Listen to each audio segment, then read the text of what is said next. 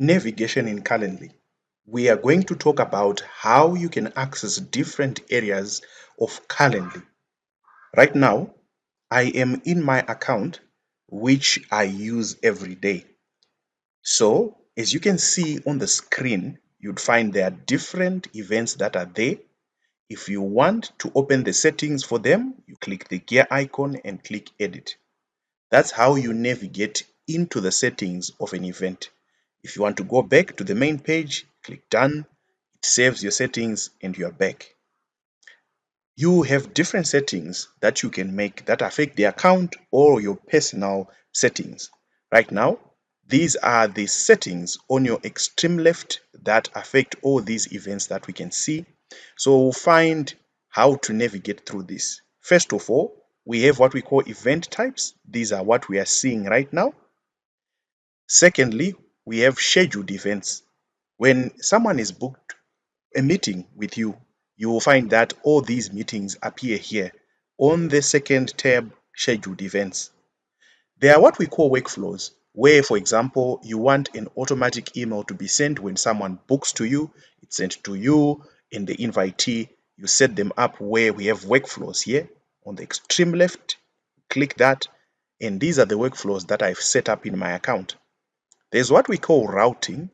On routing, this enables Calendly to filter out different clients, or it helps direct people to the right meeting or event that they need to go to. We're going to learn more about these. If you also want to track your analytics, you can come here to analytics and you will find all the meetings that have been made, the cancelled meetings, rescheduled meetings, and this can help you to keep track of your performance. We also have important settings here under availability. This is where you set up your default availability. So this is the section.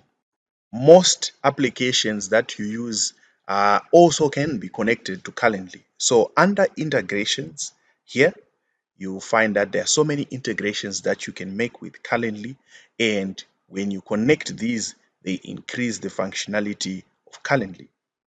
The admin center here controls most of the settings that you really would like to make use of. For example, we have users. If you want to add users or to subtract users from the account, you make use of this one.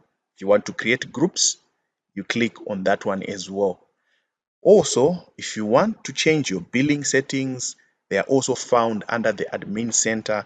Any permissions and security for the account are found here.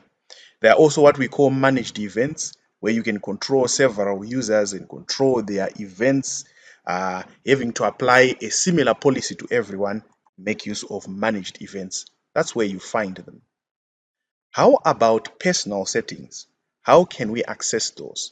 If you go to your extreme right to the top, there is here the small arrow there next to your profile page or profile photo, rather. You'll find that this is where your profile is. You can change your name, your branding, the link that you are making use of. You remember we had set up the link in the previous video.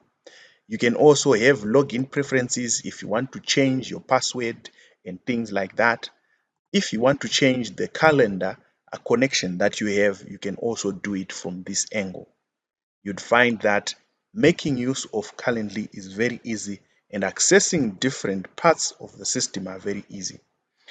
If you want then to create a new event, there is this button here which has the name New Event. So once you click that, you have an option to see all the events that you want to create. We're going to talk about all of these things in the coming videos.